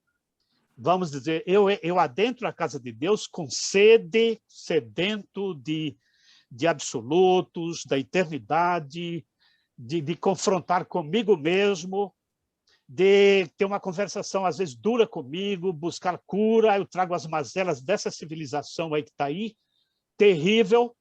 Eu entro na igreja com esses problemas, e eu acho que o momento do culto, um culto para falar com Deus, ouvir Deus, esse cristão tem que se defrontar consigo, e profundamente, e seriamente. Agora, o que eu vejo é o seguinte, os caras vão lá, ficam 30, 40 minutos dançando, batendo palma, um barulho lazarento, decibéis lá em cima, e sai todo mundo feliz. Esse não é cristianismo, é um cristianismo merreca, porcaria, que está aí. Os exemplos, tá dizendo, nós estamos vendo. Agora, e outra coisa, até um cavalo, um camelo, um cachorro sabe dançar. Você ensina, eu já vi isso em circo. Eu quero saber ensinar o sujeito a enfrentar a si mesmo. E a música seria uma função muito grande, muito rica para isso. Quer dizer, a música... Veja, eu estou pensando o seguinte, vamos supor, eu sou da tribo Tupinambá. Eu não vejo que eu posso cultuar Deus com a minha música da tribo Tupinambá. Se eu for, por exemplo, brasileiro, eu não vejo como é que eu posso cultuar Deus com samba, com o baião. Por quê? Porque o baião foi feito por outra coisa. Ou pelo menos ela está tão entranhada dentro de mim, mas está tão carregada dentro de mim, os contextos onde eu vivenciei isso, que eu não consigo, veja bem, eu não consigo realizar o trabalho de contrição, o trabalho de conexão com Deus. Se alguém consegue, me fale aí, né? Então, por exemplo, o argentino ele está ligado, ele sempre dançou lá o tango nos bailes da vida. Quando ele chega na igreja, eu não creio que ele vá querer. Então, ou seja, eu estou batendo aqui por uma música mais universal, algo que ultrapasse a tribo local, a faixa etária XY lá dentro da igreja, né? Então, evidentemente, Deus inspirou tanto os grandes músicos do passado como inspirou os atuais. Quer dizer, Deus, de repente, vira aí um pós-moderno, porque o que está acontecendo é o seguinte, eu até fiz um texto aqui, só que o desenho da reunião eu pensei que era outro. Eu até escrevi um texto, cadê nossos hinos? Ou cadê o nosso hinário para o culto cristão? Porque o que acontece é o seguinte, estão aposentando os hinos. Estão aposentando, quer dizer, estão aposentando Bach, Beethoven, Handel, não é? Estão apresentando os brasileiros aí, que estão a lista enorme. Estão aposentando o Donald Guedes, tá certo? E quem mesmo? Não sabia. E quem é que está pondo no lugar? Olha aqui, eu digo quem é. É um cara chamado Pastorzão. Eu vou lhe dizer uma coisa, é um sujeito animador de auditório, faz a cabeça da juventude, eu já vi a cena, camarada fica fazendo um besteirol danado, e os vídeos dele fazem um sucesso danado, quer dizer, ele é seguido, é acompanhado, né? E ele leva isso para as igrejas, e ele faz a cabeça dos jovens. Se você, Donaldo, fizer uma palestra, essa palestra sua aí, se você fizer e gravar, você vai ter pouquíssima audiência. Mas essa gente aí tem plateia e palco a dar com pau nas nossas igrejas. Quer dizer, as nossas igrejas precisam acordar para a questão da educação cristã e, evidentemente, a música. É claro que, pessoalmente, eu gosto de samba, mas todo mundo... mas o problema é esse. Eu não concebo que é possível adorar a Deus com essa música que está na igreja. Irmão Nilberto, deixa eu só colocar... Eu gostaria de falar também um pouco, comentar. Eu queria fazer um comentário aqui. Eu sei que é difícil, às vezes, a gente conceber o que está acontecendo e achar, puxa, mas isso, no meu ponto de vista, não me leva a adorar, né? Mas, na minha opinião, e aí, modesta, muito modesta, eu sou da área erudita, eu gosto de música clássica, mas a gente tem que ser um pouquinho mais eclético, e aí dizia justamente o nosso saudoso Marcílio que, né, ele era eclético, ele falou assim, a música tem que agradar, mas só para fechar com o irmão uma coisinha, o senhor falou a conexão, não, a conexão, por melhor que seja o ministro de música, por melhor que seja a música prestada dentro da igreja, ela só vai alcançar o coração, mas não é com a minha força, com o meu poder, ela é usada como uma ferramenta do Espírito Santo de Deus. E graças a Deus o Espírito Santo está entre nós. Jesus ainda não tirou, ele não foi retirado ainda. Mas a gente... Calma. Para nos ajudar. A irmã lembrou muito bem. Só que a música hoje está sendo usada para substituir o Espírito Santo de Deus. O que acontece? Quer dizer, não a música, os levitas. Aquele negócio, alegria, alegria, entusiasmo, entusiasmo. Eu também concordo que se o Espírito Santo de Deus... Vamos dizer, o que está acontecendo é que a palavra, o logos discursivo, a mensagem de Deus sendo trazida, ela produz o efeito, aí sim, você pode dançar rock, se for o Espírito, só que o Espírito Santo não faz isso. O que está acontecendo é uma inversão, quer dizer, o que está acontecendo é que o levita induz, ele, vamos dizer, faz uma espécie de condicionamento, tá certo? E cria um clima, evidentemente, são muitos elementos aí de plateia e palco, de cores, de barulhos, de altos decibéis, é uma ditadura dos decibéis, de sons estridentes. Bom, claro que eu não estou generalizando, eu não estou falando aqui das igrejas dos irmãos, porque eu não conheço, e seria terrível, uma falta de ética eu falar. Mas as minhas afirmações se baseiam em fatos, né? Tem lugares que você não consegue, os decibéis são altíssimos, inclusive em convenção. Eu tenho até citação aqui, por exemplo, tem um artigo do pastor Oliveira Sanches, aqui de Sorocaba, sobre a ditadura dos decibéis, publicado no Jornal Batista, logo após uma assembleia, que, por sinal, estive presente aqui em Jundiaí, em 2014, nunca me lembro. Tinha uma banda lá que era um horror. Quer dizer, ninguém ouvia ninguém. Agora, eu olhava os pastores, todo mundo, eu falei, como é que os pastores aguentam isso? Meu Deus do céu. E todo mundo cantando, eu falei, bom, se eu fosse pastor, eu ia aqui protestar, porque não é possível. Agora, uma semana depois, o pastor Sanches publicou no... Enfim, pessoal, enfim, aqui desmanchou toda a minha sequência de pensamento, ficou caótico, ficou uma desgraça, mas eu queria dizer o seguinte, o meu lugar de fala, eu tenho que declarar de onde eu falo, né? Sou da Igreja do Cambuci, mas não falo de lá, não é de lá o meu lugar. O meu lugar é eu sou um velho batista, e um batista velho, né? Procuro fazer isso e aceitar isso que o Donaldo recomendou o tempo inteiro, ou seja, meio termo, equilíbrio. Eu tenho aqui um parágrafo que escrevi exatamente isso, né? É preciso advertir que o nosso propósito aqui não é fazer apologia do passado, que tampouco somos movidos por nostalgia do desejo ou de que tudo volte como era antigamente. No entanto, em face das guerras do louvor, tem um livro nos Estados Unidos, Guerra dos Louvores, né? Em que o absolutismo da tradição defronta-se com o absolutismo da inovação, nenhum dos dois extremos nos convém.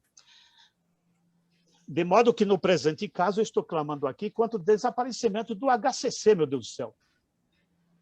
E veja bem, eu estou falando em nome daquela velhinha também lá da sua igreja, que fica quietinha lá, mas merecia de quando em vez ter um hino do HCC, porque faz parte da vida dela.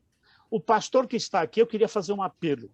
Se tiver um membro, porque tiver um membro que se sinta atrapalhado, 2 membros, 3 membros, 4 membros lá que se sintam velhos, que se sintam atrapalhados, até o Basílio, o Rafael, queria...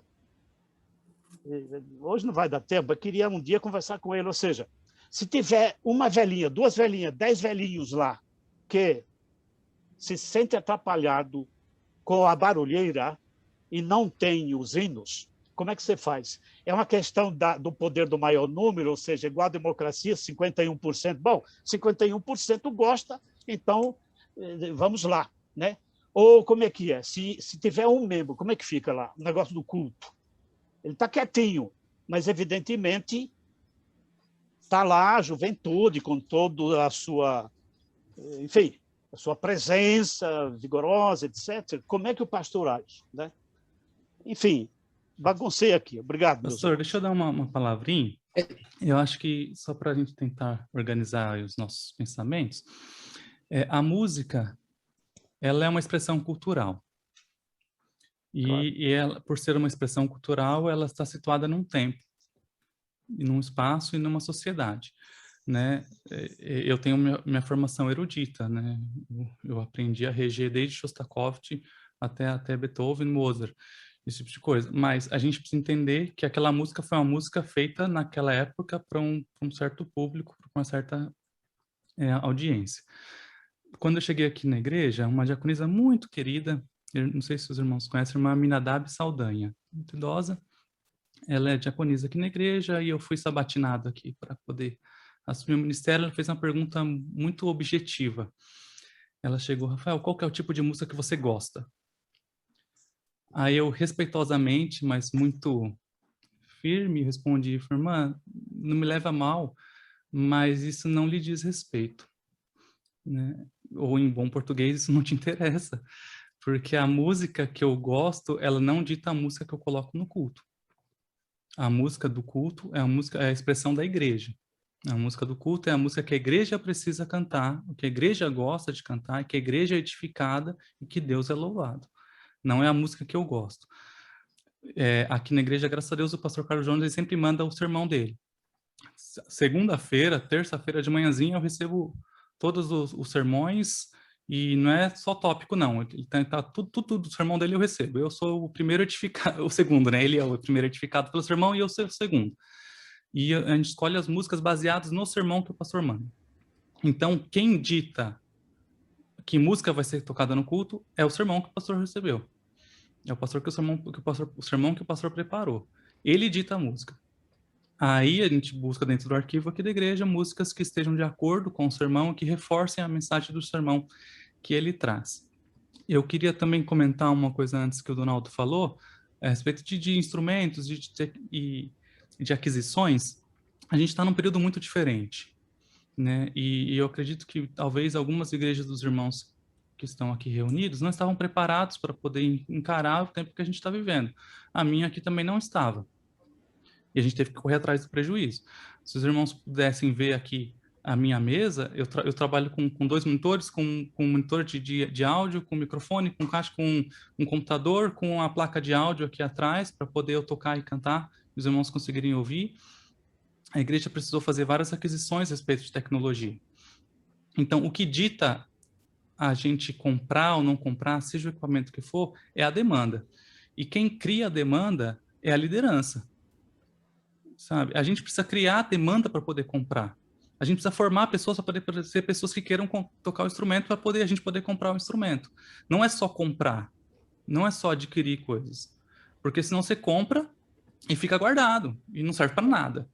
Então a gente precisa criar a demanda para poder usar os equipamentos e usar os instrumentos na casa de Deus. E isso vai fazer a igreja crescer, né? Hoje a gente de alguma forma, está muito mais exposto do que estava antes, né? Antes, se meu coro cantasse aqui na igreja e 2 sopranos meus ficaram doentes e o coro dá errado e canta mal, fica tudo por ali mesmo. Os irmãos iam chegar no final do culto e falar, pô, Rafael, hoje as coisas não deram muito certo. Eu falei, na próxima a gente acerta. E vida que segue. Hoje não. Hoje, se o meu coro cantar errado aqui na igreja, o mundo inteiro vai ver, meus irmãos. E o irmãozinho, como eu disse no começo, vai reclamar que o ministro sabe cantar. A gente está muito exposto. Então, a gente precisa se preparar para esse novo momento. E existem tecnologias que nos ajudam a melhorar, sabe? Existe um estudo, agora eu não lembro de onde que é, mas que o quanto o áudio, o quanto a qualidade do áudio de uma live ou de um vídeo, ou no nosso caso de um culto, eu não gosto de chamar culto de live, tá? Se alguém que chama, Deus abençoe, mas eu não gosto. Culto é culto. Então, o quanto o áudio do culto influencia na atenção da pessoa, né? Se você não investir numa qualidade de áudio para o seu culto virtual, para o seu culto transmitido, meus irmãos, eles não vão ficar. Eles não vão ouvir, eles não vão entender a mensagem, eles vão se desconcentrar. Aqui a gente tenta manter um culto de 1h30. 1h15 a 1h30. 1h30 de culto na frente da televisão é muito difícil, meus irmãos. Eu tenho muita dificuldade. Então a gente tem que cortar o culto. Tem que dar 1 hora, no máximo, e ali passa. Porque o momento é outro.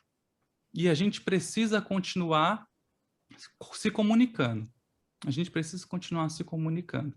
Não é fácil, é muito difícil a gente integrar todas as faixas etárias, todos os envolvidos no culto, mas a gente tem que pensar se a gente precisa subdividir a igreja desse jeito.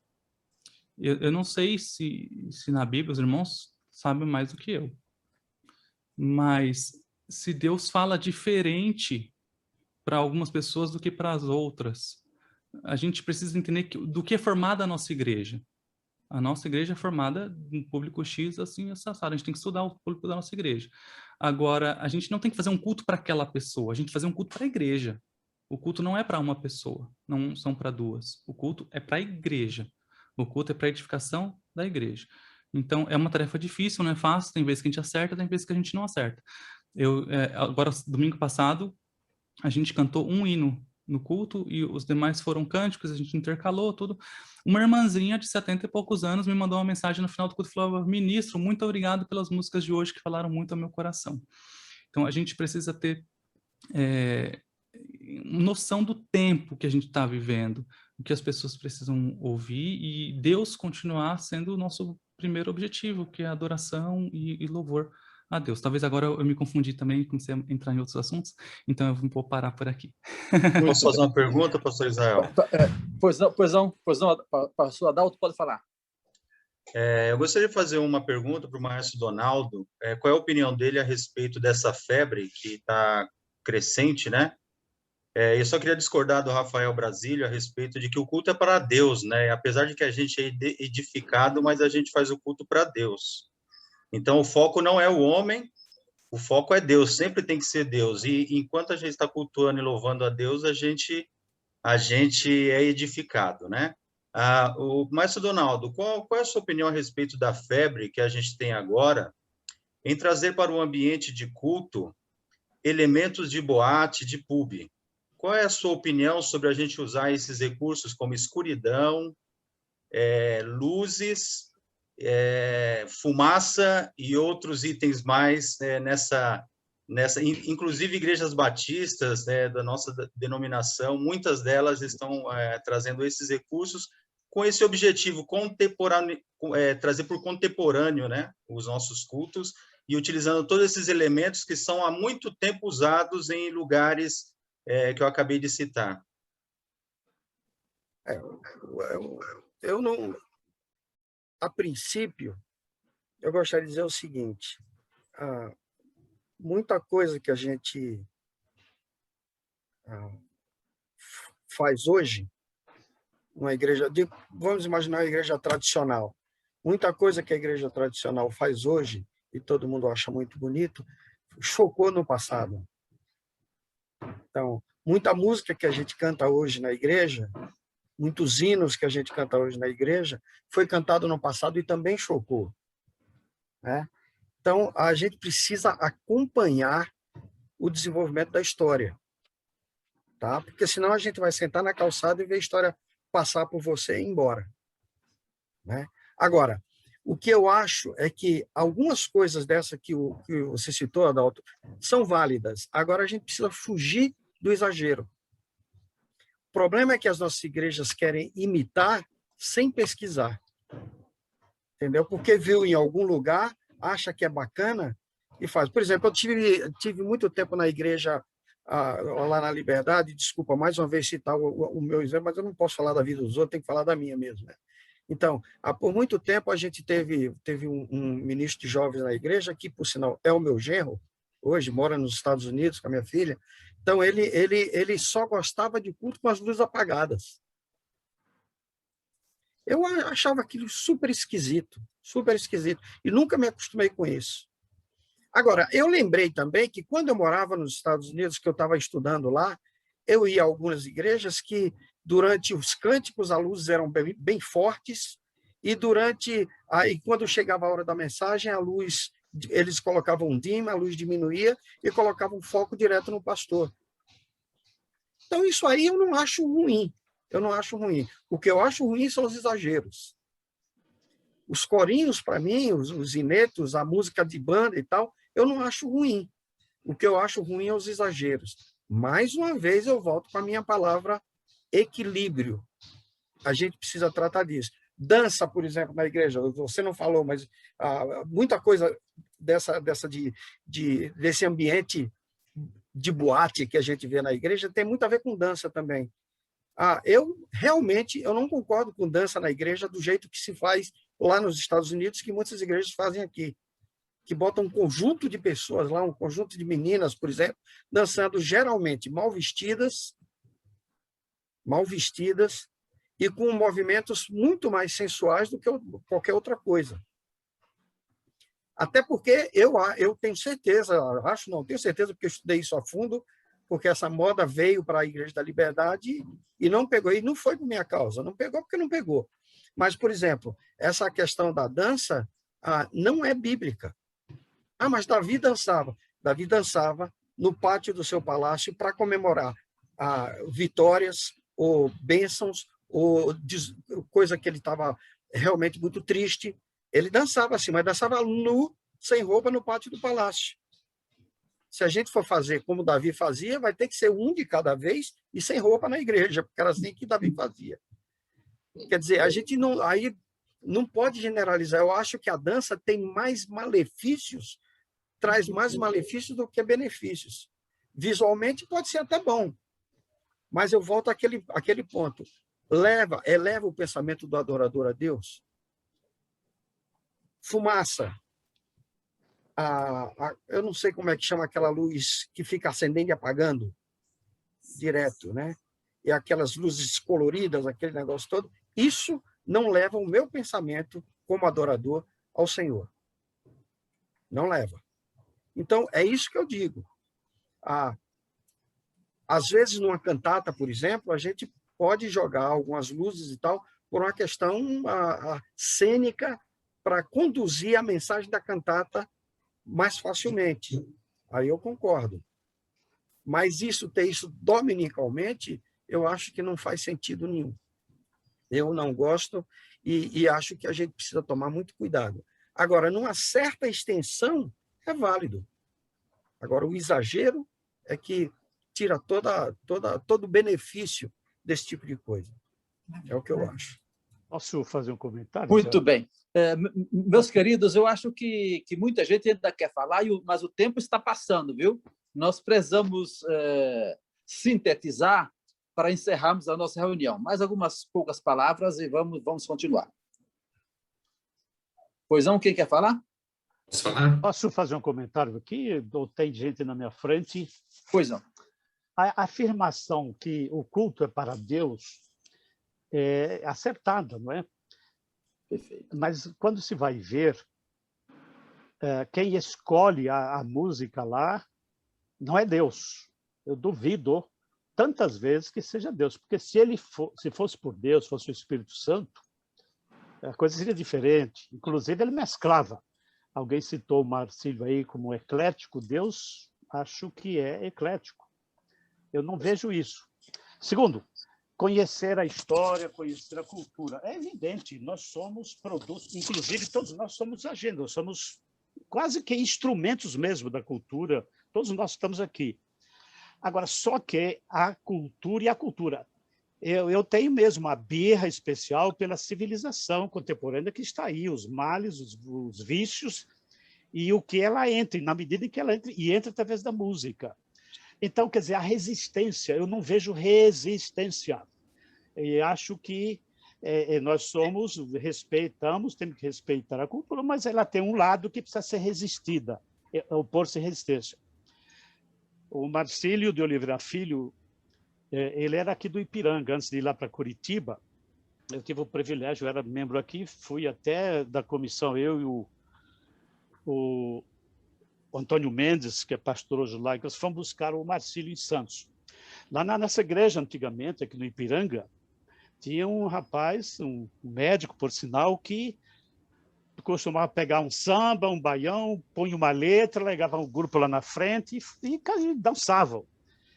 É bonito, é evidente, sou brasileiro, mas só que estabeleceu-se lá um dia, numa reunião lá da diretoria, esse problema. Não é... Muito bem. Acho que ali foi o início do HCC. Então, é um patrimônio da humanidade, eu acho, o HCC. Ali tem peças eternas, eu acho que atende, inclusive, esse negócio do particularismo, personalismos, das tribos, das faixas de idades. E, entretanto, nós temos tudo ali, acho eu. E tem aberturas para outros, mas eu lamento, estou aqui, insisti com Israel, faz tempo, inclusive, porque eu vejo com preocupação a qualidade da música e está nem sempre em mãos competentes nas igrejas. Desculpe-me, não é com as igrejas dos pastores aqui presentes, mas eu tenho aqui na mente algumas que eu sei que já vivenciam o problema. Desculpe tomar tempo dos irmãos de Israel. Muito bem. Parece que o pastor Carlos Eliseu queria fazer a colocação.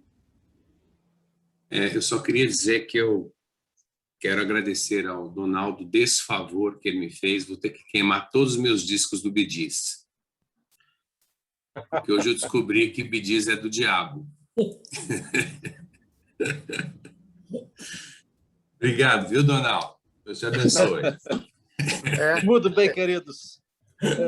Eu sei que já são 11h25, né? Já é tarde e nós precisamos encerrar. Bom estarmos aqui. Podíamos ficar aqui até mais tarde, mas nós precisamos caminhar. Então, nós gostaríamos, então, de passar a palavra ao Donaldo, para que ele possa, então, fazer as suas colocações finais, não é? O mesmo nossa irmã Lucimara, o Rafael, para que possam, então, possamos terminar esse encontro. Por favor. Eu agradeço muito a oportunidade de falar sobre esse assunto, é isso que eu vivo, é isso que eu faço, e eu comecei como ministro de música muito cedo, numa igreja pequena lá em Maceió, embora meu pai fosse pastor da Igreja do Farol, que é uma igreja grande, mas eu saí e fui ser ministro de música de uma igreja pequena, numa congregação onde eu e ele começamos pregando naquele bairro, ele pregando e eu tocando sanfona, acordeon. E dali aí formou-se uma congregação do Pinheiro, que hoje é uma igreja que, infelizmente, está fora da denominação por causa de pensamentos do pastor. Mas, enfim, de lá para cá, eu não tenho feito outra coisa na minha vida a não ser fazer música na igreja e contando com os tempos de estudo no Recife, 5 anos no Recife, 5 anos lá nos Estados Unidos. E realmente é uma coisa muito difícil, porque as nossas igrejas são tremendamente heterogêneas. Tem gente de todo tipo, tem gente que gosta de todo tipo de música, tem gente que não se inspira com nenhum hino que a gente possa cantar. E às vezes eu tenho gastado um bom tempo tentando explicar para eles, historicamente, como que aquele hino foi composto, e tenho tido algum sucesso com algumas pessoas. Outras não, e outras gostam dos hinos e sabe, do HCC, que inclusive tem baião, o HCC tem baião, tem samba, tem tudo isso também lá dentro do HCC. O Marcílio mesmo tem muita música em ritmos nordestinos, inclusive, né?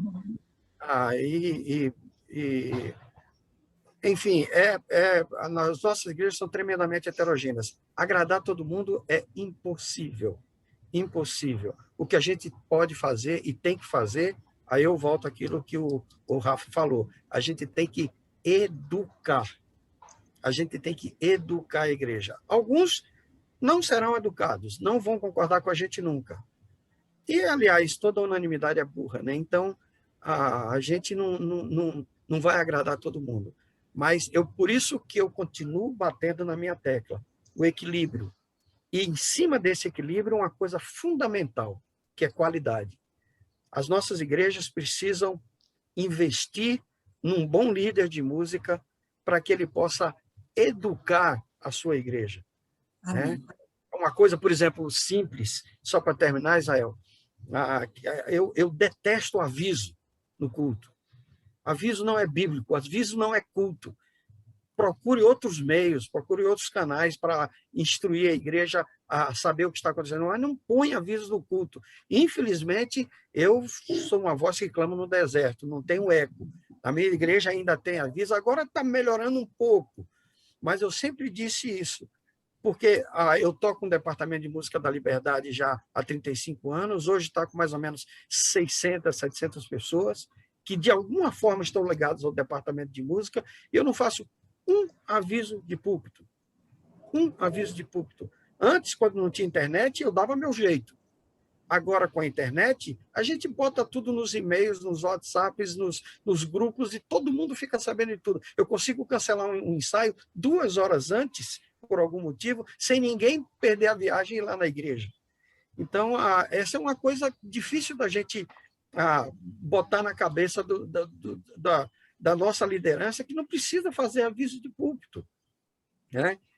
Mas tem pastores e pessoas que gostam. Não, mas se você não fizer de púlpito, as pessoas não vão ouvir, não vai ouvir. Então, eduque as pessoas a procurarem saber a vida da igreja por outros canais. Essa é a mesma coisa. A gente precisa educar, precisa ter gente que eduque. E, infelizmente, com todo o respeito que eu tenho aos meus colegas pastores, isso não está na mão dos pastores. Tem que ter alguém que tenha estudado o Ministério de Música à luz da Bíblia e que possa, à luz da Bíblia, ensinar a igreja como proceder através da música, acompanhando a história. O que o Lutero fez lá atrás, fazendo o castelo... eu não quero me alongar demais, mas sabe como que era o Castelo Forte a Nosso Deus, a Marselhesa da Reforma? A gente canta assim: Castelo forte é nosso Deus. Não é assim que a gente canta? Ai, que hino lindo. Sabe como foi descrito pelo Lutero? Assim, ó. Castelo forte é nosso Deus, espada e com escudo. Totalmente diferente. Tem gente que quando sai usando, não acredito.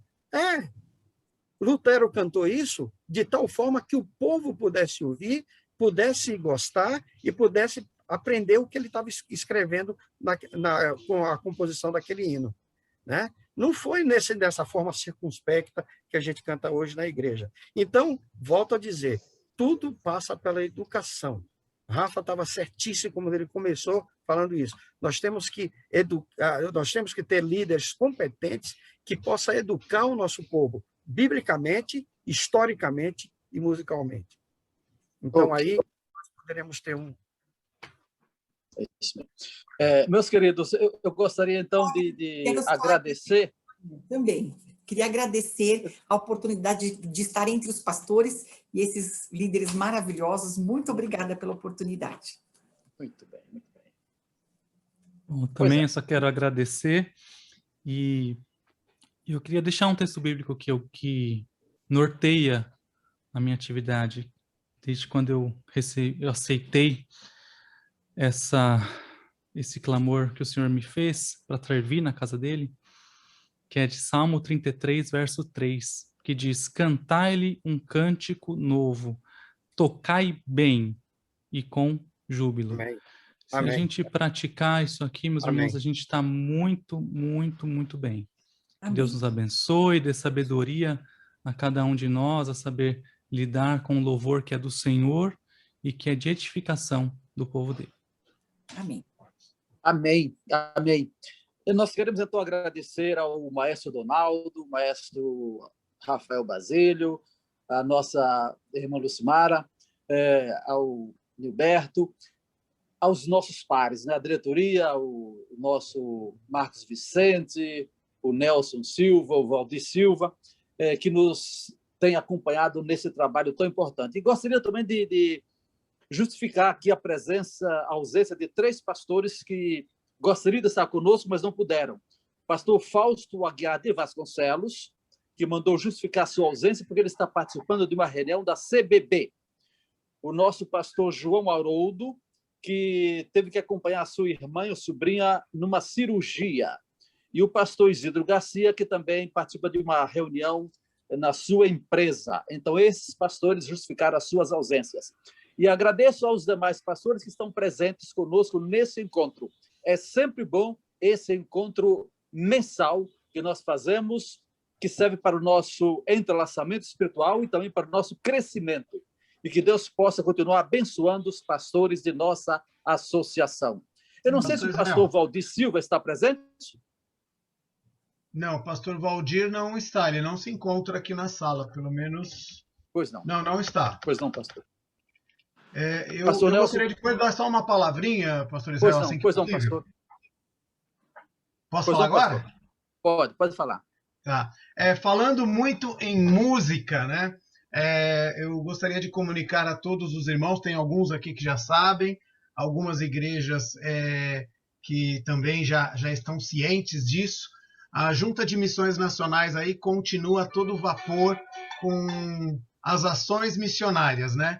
E queremos comunicar em primeira mão que a Junta de Missões Nacionais, a partir agora do dia 19, segunda-feira, hoje é dia 14, ela vai colocar no ar a Rádio 316. Então, você, através do seu aplicativo do seu celular, você vai lá na sua loja de aplicativos, no caso do Google, né? Já está lá a Rede 3.16, você já encontra lá, já está em fase de teste, já está sendo liberado.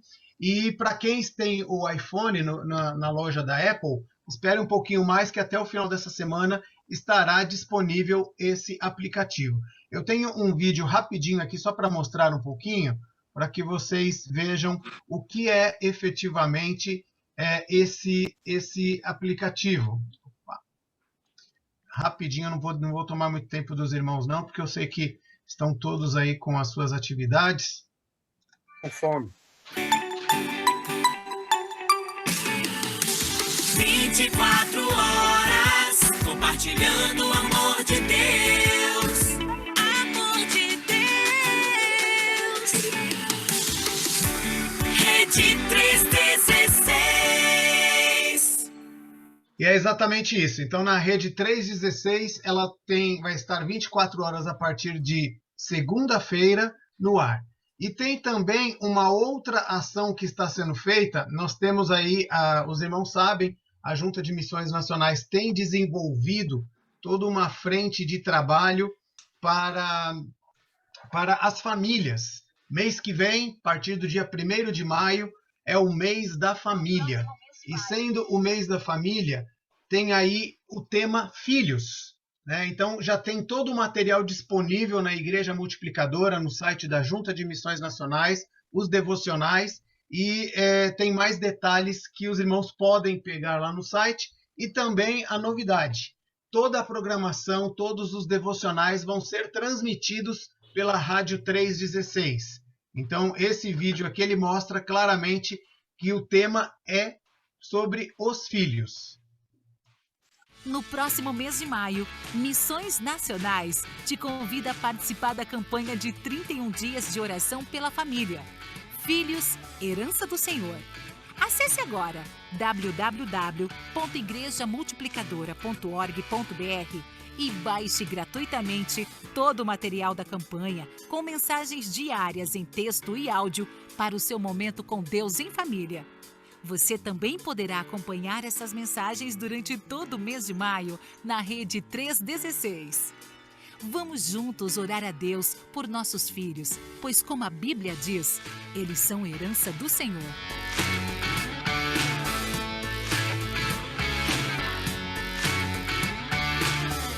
Filhos, herança do Senhor. Campanha de 31 dias de oração pela família.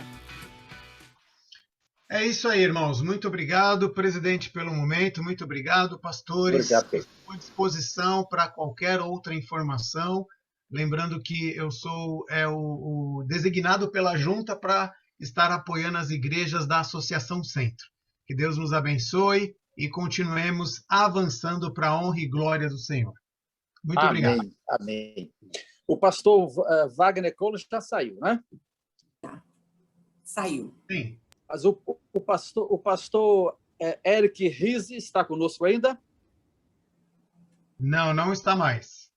Não está mais, né? Muito bem. São pessoas que têm também nos ajudado muito. O pastor Eric é missionário norte-americano, mas que tem dado suporte muito grande à nossa subseção da ordem. E nós agradecemos a sua disponibilidade para isso. Vamos então, queridos, encerrar esse encontro, esperando encontrar no próximo mês, dia 12 de maio, todos lá na Igreja Batista Bandeirante para o nosso próximo encontro. Eu peço então para o nosso querido pastor Nelson para que encerre orando nesse momento. Nelson Silva, por favor.